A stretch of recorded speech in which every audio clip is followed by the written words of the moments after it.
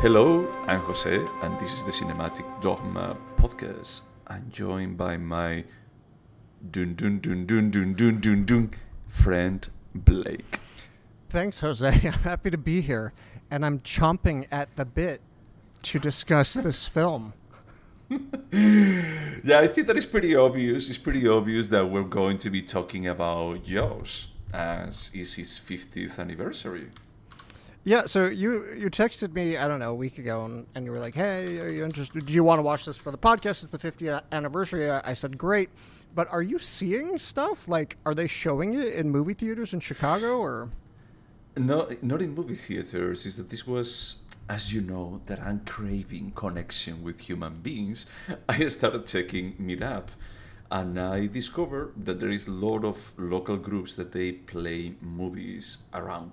So this is a Illinois-Chicago science community or something like that. I'm not trying to cue them or giving any kind of publicity, but they coordinate like random science events. So this was in our library around the corner from where we live, and they had a filming, sort of like a screening of Jaws. But the interesting part is that they will have a couple of one of the aquarium, one of the PhDs that they work there, and a biologist that dedicates all his life to investigating sharks, like giving, oh, this is fact, this is fiction, and just doing a Q&A. So I found it like super fascinating. So we decided to go. Nice. So once I started to look for it, like on my Roku, and I searched Jaws, there were all sorts of specials, but I hadn't seen any of them advertised. So I was curious, why you picked this film? Well, I mean, I picked it because I think that I never watched it. I watched like many sequences of it, and I think that my brain built the rest of the story, but I think that I had never watched it, honestly. Wow. Yeah. So it's 50 years. I'm pretty sure that we will spoil the crap out of it, but there was a scenes that I thought that it made me thought that I had watched them before. But when I watched it in context, it was like, I've never watched this shit. I never did. Is that this is completely new for me. Interesting. I just find that, well, I believe it, but it's crazy just because I feel like Jaws is on TV all the time, but you didn't like grow up watching boring American TV. So apparently they weren't showing it in Spain all the time. Probably not. Or maybe they did, and maybe when I was little, my parents didn't let me watch it. And then a part of my brain really thought that I had watched it, so I never went back to watch it. And now when I was watching it, it's like, oh no, actually I never watched it. Even when we were like just walking towards the library, I was telling my boyfriend, is that I'm starting to think that I never watched it. Honestly, I thought that it was going to be a rewatch for me, but I had the feeling that I never really watched it. Well, I'm looking forward to discussing it, and honestly, I don't think we've discussed Steven Spielberg films that many times. Oh, yes, we have. I mean, not too many, Jurassic but Park, enough. The best one. Oh, yeah. And AI. Oh. And I can tell you that we were very, very, very opinionated about him. Yeah, but like, I feel like Spielberg, he's done so much. I feel like he's possibly underrepresented on our podcast. I mean, we do like to shit on him, at least I do, in podcasts that are not about his films. Yeah, just you do. But yeah, we watch AI, and I think that that's exactly what started, like the trend of you shitting on him in other podcasts. All right. Well, if I'm nothing if not consistent. That's true. So as this was, I guess, my pick, do you want to summarize it? I do want to summarize it. So this is a film about a shark. I'm not going to be able to remember any of the names, actually. Like, do you remember so it's just a New England town. Oh, called Amity, because Amity means friendship. Amity means friendship. Yeah. And it's a little island in New England. Basically, it looks like the Hamptons. So it's about this community on the island, but there's very much this divide between islanders and non-islanders. To be an islander, you have to be born there. And there is a chief of police who is just the DILF of my 13-year-old dreams, I always want to say Schneider. That's because that's a different person. What's the name? Yeah, but it was Roy Scheider. Roy Scheider. So he's a newly hired chief of police on this town, and he's trying to adjust to island life as non-islander. And a lot of life, it takes place during the summer. A lot of this town's life and tourism takes place in the waters, obviously.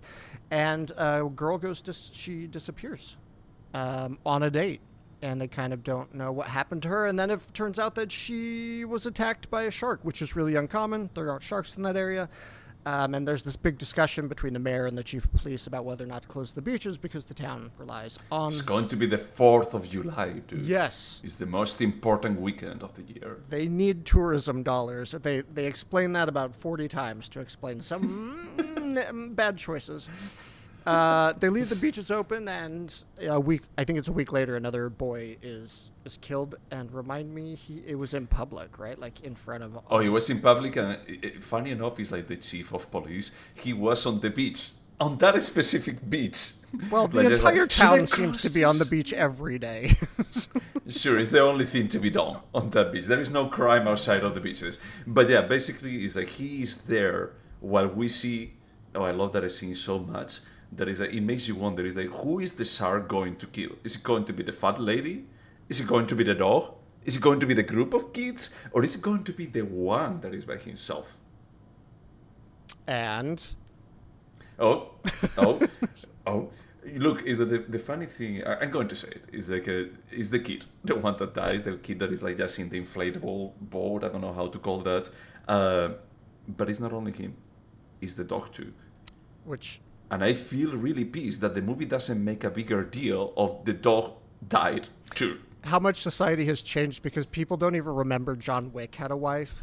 They just remember the dog. 50 years ago, apparently they cared about humans. Whatever. The dog was better. Oh, no humans. Kids. Little humans. They care more about little humans than dogs. So, because of the 2 shark attacks, they, obviously have to take action. They call some experts, including kind of a wealthy hobby scientist. You can't say hobby scientist. The guy knows what he's doing, as well as an... Yeah, but it's not hobby, It's like he's from the Oceanographic Institute, which is just the worst fake name in the world. But yeah, I mean, he works with this institute. We don't really know anything about it, but he shows up with scientific instruments and an expansive knowledge of sharks. There also is a curmudgeonly old sea captain who comes and says, none of you guys are going to be able to catch it. If you pay me 10 grand, I'll catch it. And everyone decides, okay, we have to hire this guy. And the last half or so of the film is the hunt out in the water. Yep. So the scientist, the sea captain, and the chief of police go out and have an epic showdown. An adventure. They have an adventure out in the sea. Yeah, why not? And I think that's pretty much it. Yeah, I mean, there's a little bit about like the wife not really liking the island, but I mean, mostly it's just man versus beast. That's what this is, and yep, multiple times, yeah. But yeah, did you like it? I did. I liked it a lot, actually. Every once in a while, I'll watch a handful of Spielberg films that I actually like, and I'm reminded how good he is really at very specific, not specific type. He's good at direction, but there's a certain, like, I'm going to make this so entertaining while not necessarily sacrificing, character development or whatever. Like, he's just so good at making the quintessential blockbuster, and that's what this is. And I'm reminded every time I watch something like this. Do you know that actually this is the original blockbuster? Because they gave us like a lot of explanations about this. Is the first, Jaws was the first movie ever to have a network TV trailer. No way. Yeah, at a national level. Yeah. And the second thing is like the blockbuster term comes from this movie because there was such a big demand for watching it. It was like such a phenomenon when it came out that is like people were rounding around blocks for going seeing it. And that's literally where the term comes from? Wow. Yep. That's what they told us. And they were like pretty obsessed with this movie. So they had like a lot of random information about it. I've talked to older, let's say generations, people who saw it in the theaters, and apparently, like, it was very impactful culturally. Like, it was Yeah. really horrifying. Which the movie is scary. Like, it's well done. Yeah, it made like a whole generation afraid of going into the water. Which I've never And it's like, understood. But anyway, I mean, the thing that is fascinating, I was just thinking about Steven Spielberg, and it's like these early stages, Steven Spielberg is fascinating. I think that is like probably the last one was Jurassic Park, but it's like he made everyone obsessed about sharks, and it's like most of the popularity of sharks nowadays, it comes from this movie, from the social impact of this movie, and most of the fascination that people still have with dinosaurs, or that they had for 20 years, it comes from Jurassic Park. It's like this guy understood like pretty well about like how to get something and just turn it into something like super appealing to people. yeah, I totally get what you're saying. Like, he seems to have this uncanny ability to know what will capture the imagination of I'm gonna say America, but really this was like a global hit everywhere, right? I actually didn't look think into so. the numbers, but I think it was definitely successful internationally. I think that they said that adjusted for inflation, this may be like top two or top three biggest grossing movies ever. In fairness, when this film came out, they made like 4 movies a year. So, like, people always go crazy about how much Gone with the Wind made, but they don't take into account that they showed it in theaters nonstop for like 7 years. So, True, but during those 7 years, even if there were like 4 movies per year, there were other 28 movies. it's true. 27. It's true. So, No, I shouldn't be taking away from that because this movie got the attention that it deserved, in my opinion. I mean, if this came out today, I think you and I both would go in and be like, "Oh, it's a great movie and super entertaining." Like, yeah. I mean, it's like a high quality, and we mentioned it sometimes. That is that there is a lot of merit into just going into.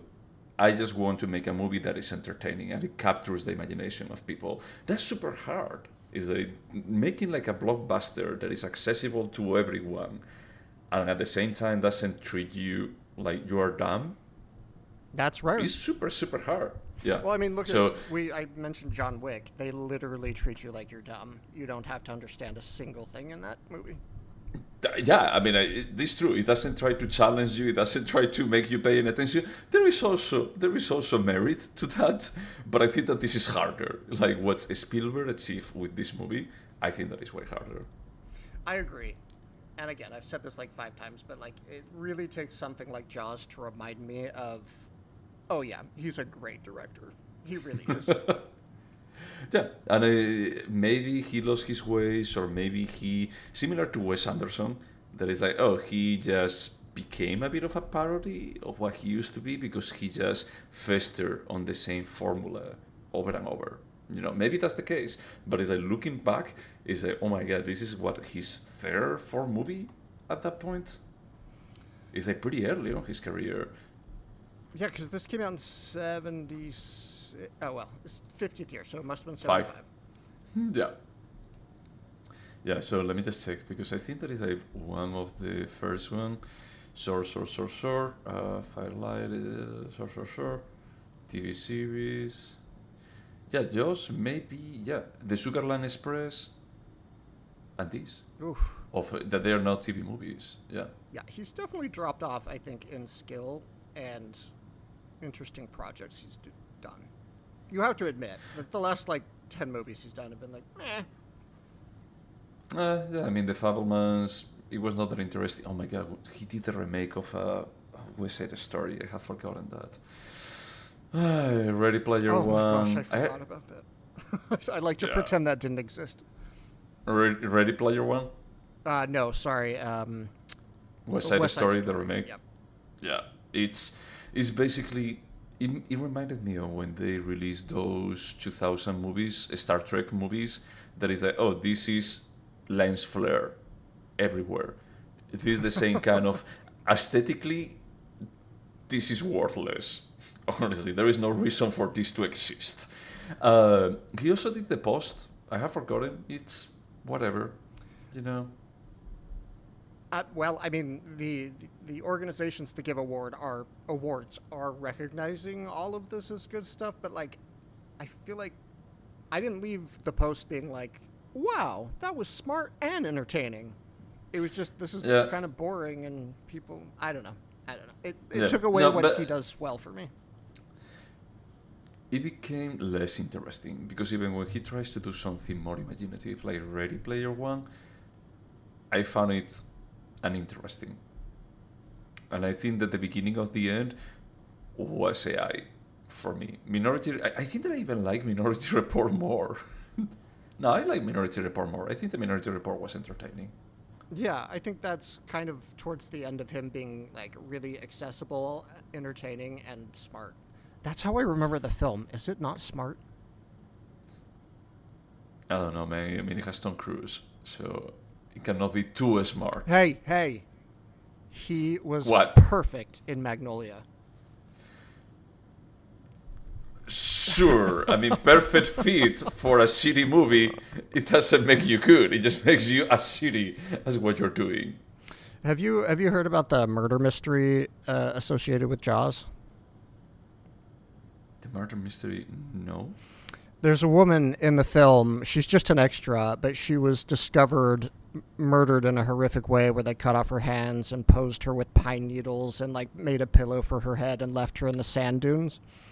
And they're not like 100% sure that the woman in the film is the body they found, but they've spent 50 years trying to identify that extra and they just can't find her. Okay, that's insane. No, they didn't mention this fun fact during the family-friendly screening that I went to. Oh, yeah, there you go. Yeah. But yeah, now going back into the movie, one thing that surprised me and that they were telling us is that half of the script, it was improvised. Really? Is that Steven Spielberg like encouraged a lot of ad-libbing. So it's like some of the stuff, like when I say like Roy Scheider is like reading books about sharks, he says like, oh, they don't even know how long they live. He said they may live 1,000 years or 2,000. Yeah, he made that up. He's like, probably he can say, yeah. I always wondered. If he can say like 100 or 200, it would make a tiny bit more sense because there is actually sharks that they live over 200 years. 2,000, no. But I was like, did we really know that little about sharks in the 70s?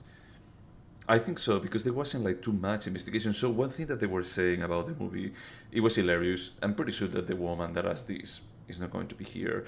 But it was funny, like seeing people that they dedicated their whole life to investigate sharks saying something that is like, this movie did a lot for sharks. It's true that actually did a lot of bad for them, because it actually just made like a wave of fear around sharks. A lot of people started hunting sharks, but also it made a lot of people caring about them and investigating more and more. Before this movie, sharks were like one more species. Is that they didn't even differentiate like many between them. It was like, there is a bucket, there are sharks, but there was not so much investigation for just what are the behaviors, So wow. All that stuff, is that it came through the fame of this movie. So there was someone in the public that they say, it's like, well, but do you think that this is like the right movie for us to like just saying something like that? Because this nowadays would be like terrible for us to like just from a perspective of animal like just torture.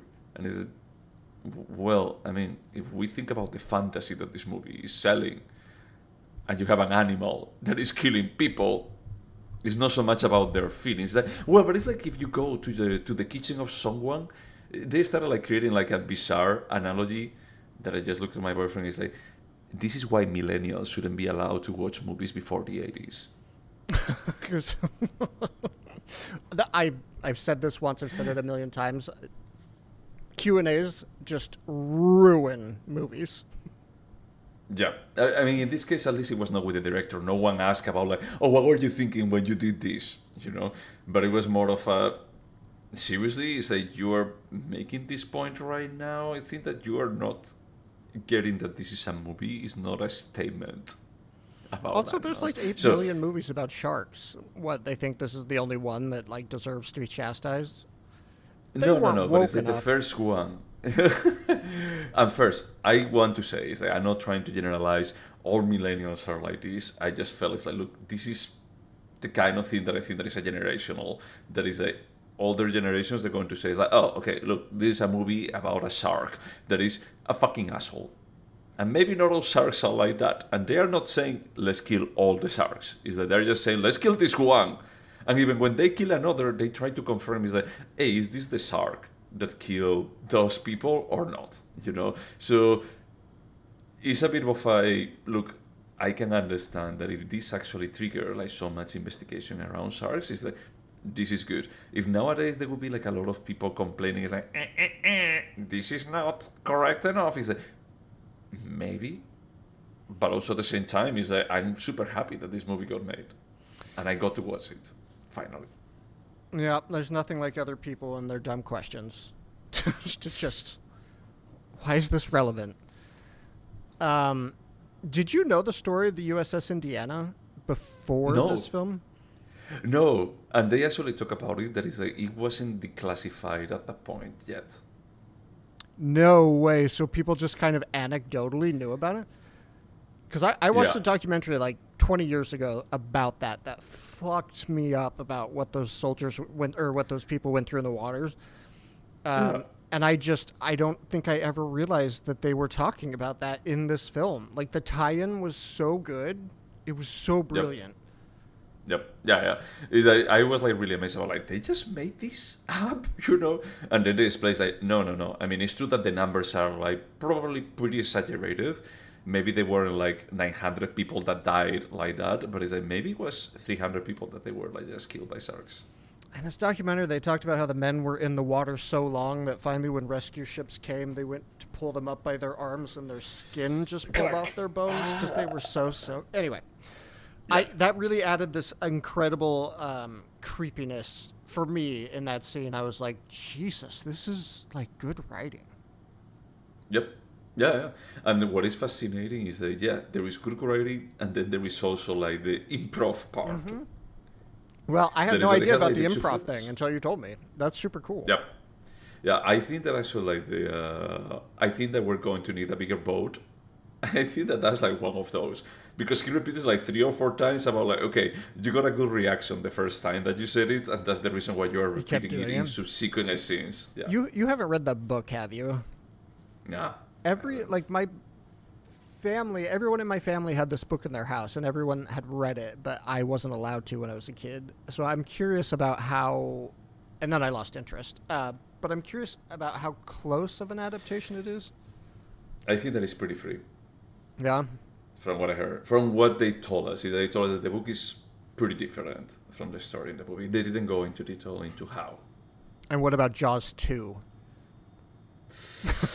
Because I assume that's what we're watching next. Pretty sure no, it's not. You know, I think that they say that Jaws 3 is okay, that Jaws 2 was like pretty bad, and they just like, look, the rest is what it is. Paydays. You know, it's like Paydays just like for milking. everyone. Yep. Exactly, it's pools and health insurance. Well, I'm a fan of sharks and this film. There was also someone that was like, oh, what is your opinion on Shark Week? At the Q&A? Yes, like Discovery Channel Shark Week. Do they even do that anymore? Yeah, I think so. I think that they still do it. And they say that, well, the Discovery Channel tends to be a bit more on the shock value side, so they may be like focusing only on things that nowadays may not be the most helpful for a channel that is supposed to be making documentaries. When I was a kid, Shark Week was like, it was super informative. I learned a lot about sharks, like in a way that I'm not afraid of sharks because like 99% of them want nothing to do with humans, right? So I think Shark Week was good. You tell that jerk to leave Shark Week alone. Well, but maybe in the last 20 years, the Discovery Channel changed the tone quite a bit. And now it's Shark Week and teen mothers. Correct. So is that probably they go with a different facet of sharks. Yeah. Well, I'm guessing that person still had cable, so we can't trust him. The other thing that they mention is that if sharks really wanted to attack you, we'll be all dead. Yeah, we wouldn't be able to get into the waters. There were definitely some plot holes in the whole, like, hunting the shark thing where you're like, okay, like, we really have to suspend our disbelief, but it was easy to do so. And yeah. For me, it was a bit more about, like, look, this is a parallel universe where this makes sense. It's like, somehow this makes sense. But it's like, I'm going to roll with it. Did you know also that they built 2 sharks? Like, full-size sharks? I didn't know it was 2, but yeah, I've seen pictures from the set. It's pretty scary looking. Like, I was super impressed with the special effects. They're, like, pretty good for being 50 years old. Yeah, and one of the things that I found, like, more hilarious, when the guy, the ocean expert, gets into the small, I say, like, the cage, the shark cage? The cage, yeah.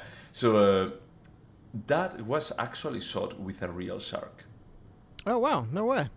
Like floating around. The thing is that there is no shark as big as the one in the movie. We have never found one. They were, like, very explicit, is that there may be, but we have never found one, especially a male. Is that females are way larger than males. So it's like there is not even, like, a female that is as large as this one in the movie. There was a shark that they tagged with recently so they could follow it, and if they followed it forever, it went thousands of miles, and then all of a sudden its body heat went super low, so they looked at what was happening, and all of a sudden the shark just started to descend like 4,000 or 5,000 feet, and they lost it, and then it floated to the surface, and there was a bite taken out of it that was just larger than anything we know. So I'll send you this is real stuff. I will send it to you. Anyway, the point is, I absolutely believe there's a 25-foot shark, a 25-foot great white. Maybe. The thing that they were saying is that for that scene is that they use a smaller shark, but for selling the illusion of this is a shark around the cage, they use a jockey instead of the real actor. So, like, way shorter. So they build everything smaller. That's that funny. I didn't even realize about it, but there is, like, a lot. And that's the thing, is like Steven Spielberg used to be, like, super creative with the special effects. It's like, I even remember, like, in Jurassic Park, like, something as stupid as the water when the T-Rex is, like, getting by and the water is, like, just, how do you say, like, waving. Do you know how they did it? How? With a guitar string below the car door does, Oh, really? Like, clang, clang. It was, like, exactly the perfect vibration. It was, like, super cheap to do, but it was imaginative stuff. So it's that this is how they did, like, this movie. It's true. They invested, like, a lot of money on doing the replicas, but everything else is like, just put a shorter person then. We will fix it in prod. I've watched interviews with actors who finally got to work with Spielberg and on these huge budget sets, and they talk about how just watching him work is incredible because he's, like, editing as he creates, and he knows exactly, nice. Like, he's such an expert that people will think they have 5-6 more hours of work, and he's like, nope, we got it on to the next scene, because I think he clearly has that genius where he just knows exactly how to get what he wants out of people and how to. I always think about the story of, do you remember in Jurassic Park when the 2 paleontologists stand up through the sunroof and they see the Brontosaurus for the first time? Yes. Like, if you see the pictures from the set, it's just Spielberg holding up a pole with a tennis ball on it. And, like, that's what they were expected to react to. And then for some reason, it's just brilliant on screen. So I totally get what you're saying. Yeah. So it has a lot of merit. Like, for me, it was like one of these, like, oh my God, if I had watched this, like, when I was little, I would be traumatized. Because it's pretty easy to get into it, even if it doesn't make sense half of the time. It's still terrifying. Yeah. Now, one thing, spoiler alert, the shark dies. The shark explodes, literally explodes. I knew that it was going to explode, but still, when the guy, like, just shoots and just connects the suit, and it explodes in 1,000 shark atoms, my boyfriend and I, we laugh aloud. like Oh, just really? like chuckle, like because it was completely absurd about like the dimension of the event. You know, it's like you see it coming, but it's like it's pretty different from actually like just seeing that is like okay, they just atomize a shark. Is that they're going to be like breathing shark for 2 weeks. When they show the body of the shark after its head exploded, I'm pretty sure that was a real shark body because I was like, you can't. That looked way too realistic. I don't know. I don't know. I'm pretty sure that it didn't, or maybe. Well, The first shark they kept is absolutely a shark carcass. So I No, believe that's actually a shark, and they actually sent it from how do you say, from Australia. So they were joking about like, imagine how this smell when they receive it 10 days later. Oh God. Oh God. Yeah, yeah. So yeah, like pretty good. A lot of like fun fights. It's like the movie took like way longer to shoot than they expected. They thought that it was going to be like super easy, but yeah, no. They had like a lot of like problems. They had like 2 different boats, the Orca boats. Uh-huh. That one of them that it was like easy to split in parts and destroy it partially, and the other one that it was a truly working ship. That had to be a nightmare to shoot. I know nothing about making films, but like, you can see like they have to get shots from both sides and like multiple angles, like it just and on water with the sun and. Yep. It Yeah. had to be a nightmare. Yeah. So yeah, and that explains like why it took significantly longer than what I expected. I thought it was going to be like 4 months, and it took like a year or something like that to shoot the whole thing. Do you know how long it took altogether? I think that it was like a year, over a year. It was a long shoot. Yeah, it was a really long shoot because I think that one of the actors was like, "Hey, I can only shoot for 4 months." So they compacted like their part to 4 months. Like the like the captain, he was like, "I only have 4 months, so you figure out the rest." So they started recording that part. Yeah.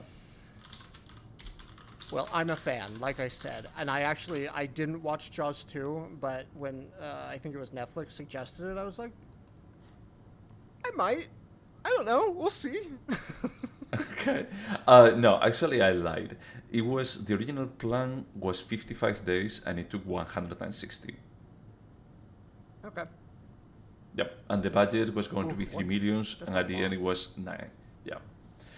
Yeah. The for a movie budget back then, to yeah. make it was 9. Do you know what it Yep. made? Well, I think that it was like probably 477 from 75. Wow, that's a real good investment. Was it Universal? Well done, Universal.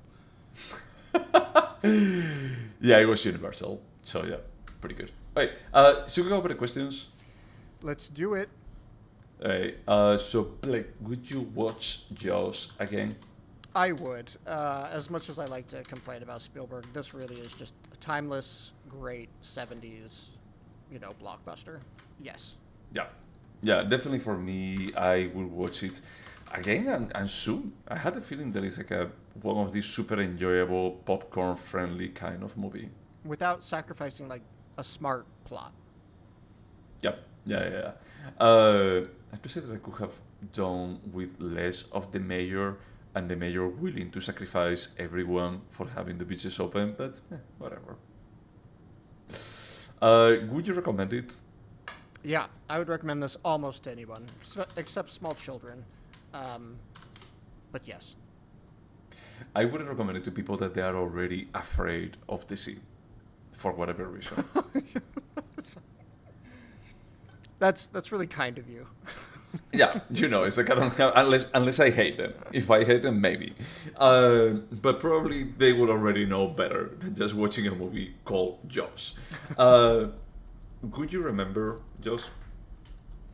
Yes, I mean it's. I was thinking how to answer this question because I remembered a lot of it, but a lot of it felt new, and I know I've seen this film like 5 or 6 times. So yes, but kind of no.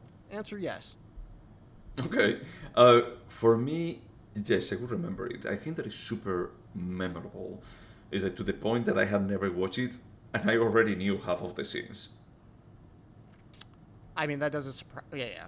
it's like iconic, like Star Wars. Like people quote Jaws without even knowing they're quoting Jaws. That's how like deep it is. Yeah. Do you think that there is anything artistic about it? A lot, and I think we've covered. I mean, the acting is better than good. I mean, it's really realistic. I didn't know it was impromptu. The script is good. The direction's good. Yes, it's all great. Yeah, yeah. This is like a super tight direction, and it's super fascinating. It has like artistic takes, like the one where he is like the chief of police, like sitting on the beach, like waiting for something to happen, and the camera does this zoom, that is like, oh, clearly you watch Vertigo, is that there is a lot of stuff that I feel is okay. There is really tight direction. There is like a super solid direction. There is I wish that you were able to keep it so tight nowadays. But yeah, super artistic. Is it a timeless piece? Yes. It's still gonna make people afraid to go in the water. Yeah, because the thing is that those sharks, as he mixes up like real sharks with these replicas, is the kind of stuff that works well. But today is like it's like very effective special effects. It's not uncanny valley. I had that same thought. Like, I was just so impressed with the special effects, and I was like, wow, 50 years, and this still holds up. Like, that's crazy. Yeah, and I think one thing that works well for the movie is as they run way over budget, is that they were forced to not show the sharks that often. And it works pretty well for the movie because you don't see the shark until 1 hour into the movie or so. Yeah, the scene that the film starts with, you see the girl get killed, but you don't see anything besides her head above the water and screaming. And I was like, this is a great metaphor for the film where like all the horror happens off screen. Like, and that's the horror of it, and he does that so well. Yeah, definitely. So it works like this pretty well.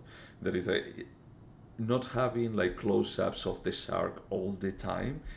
It makes it like pretty timeless into, okay, you cannot blame the technology that much, is that it's about like the story, and it's not that you go with a phone into the waters for just say that, oh my god, the shark is coming, get away. So yeah, it's completely timeless. Would you turn this into a TV show? I think the answer is no to that. Honestly, I think it could easily be turned into a show like about that life on the island, but I wouldn't change something this iconic, so no. Yeah, I think that it could work like a limited TV show. I think that it could, but at the end is the last act is that when they go out hunting the shark, is like what, half of the movie, no? It's like an hour. Yeah, it's a lot. Yeah, so and that's like pretty hard to break it. You want to see like how they obsess about this. They go against their safety, for trying to handle it. It becomes like a Moby Dick kind of a scenario. And I think it was inspired by that, right? This is the great white whale, and yeah, chasing it down. So I think that format wouldn't work as a TV show. Is that you need this as a single shot. Let's say, well, not a single shot of a single take, but you know what I mean about like you need this experience from the beginning to the end in a single sitting. I agree with that. Yeah, could this have been a short? Nope. I think this film is about the hunt, not what happens at the end of the hunt. Well, I think that it's about the hunt, but it's also about like building tension, about like you don't know exactly what are you facing, so that part I just feel is like you need at least like 40 minutes at the beginning and at least 40 minutes for the hunt itself. Yeah, there's no way this could be shorter than 60. Yeah. Do you think that this movie could have been better? Again, I'm not going to touch something this iconic. I'm just going to respect it. Good. Yeah, I think that maybe they're like a small stuff, as I mentioned, about like the mayor, like just being so shady. But I don't care. I would also appreciate if they pulled out that islander and non-islander thing, because it never affects anything. They mention it like 5 times in the first 30 minutes of the film, and then there's just nothing about it. Yeah, it almost turns into a different movie then, So yeah, there is a small stuff that it could be better, but does it really affect the end result? I don't think so. I think it just gives like a tiny bit more of authenticity to it. So, I just pulled up because you mentioned the explosion of the shark. Apparently, it was a rubber shark filled with fake blood that they blew up. Okay. And Spielberg admitted that it's completely implausible, saying, "I knew the audience needed a release. It didn't matter how plausible it was. It felt right. Let's just blow it up real big." Yeah. At that point, it's like this movie can only happen in America. This is the most American thing in the whole movie. And look that this is a very American movie because they shoot all the time to the shark. They go hunting animals. There's a scene actually in the middle, like I think it's right when the second boy gets killed, and someone's like, "Give me a gun." Does nobody have a gun? What kind of city is this? He's like, how did you defend yourself? So yeah, I wouldn't change anything. I find it like super charming. I find it super quaint. I find it super iconic. And it may be like a bit of a product of its time in some aspects, but it's timeless. At the end of the day, like the story is still like very impactful. It's aging, but it's aging incredibly well. Yeah. And yeah, these were all the questions. So you score it. I'm afraid to score this one because you're going to pull up my scores from the past and they won't be consistent. But I'm going to give this one an 8.5. That's exactly my score too. And I will never do that on the air. Okay, you'll just... But I will do later. Don't worry. Don't worry, I will do it later. Yeah, 8.5. I'm like really surprised how good this movie is. A good reminder like why people used to have Spielberg in such a high esteem. Yep, exactly. It's the reason, yeah. I was going to compare him to Francis Ford Coppola. It was the same thing. He made good movies in the 70s, so we go see the stuff he makes now. We don't watch Spielberg's new stuff. That's true. But I tried for a long time, and then I was like, no, I'm done. But what did you prefer? Did you prefer like falling out of grace with something like The Fabelmans that is pretty sure going to be a good movie, but not interesting at all, for us at least? Or do you prefer someone that ends up doing Megalopolis? I want a big fucking messy disaster like Megalopolis. Yeah, no, I agree. I mean, if you have to go down, at least just go down with a fanfare. Right, let's talk about it. And we've been talking about it for like 2 years, so... What a terrible turn. Okay, but anything else to say about Jaws? Nope. It's not safe to go in the water. All right, to everyone out there listening to us, thank you so much for putting up with us. And until next time. Bye.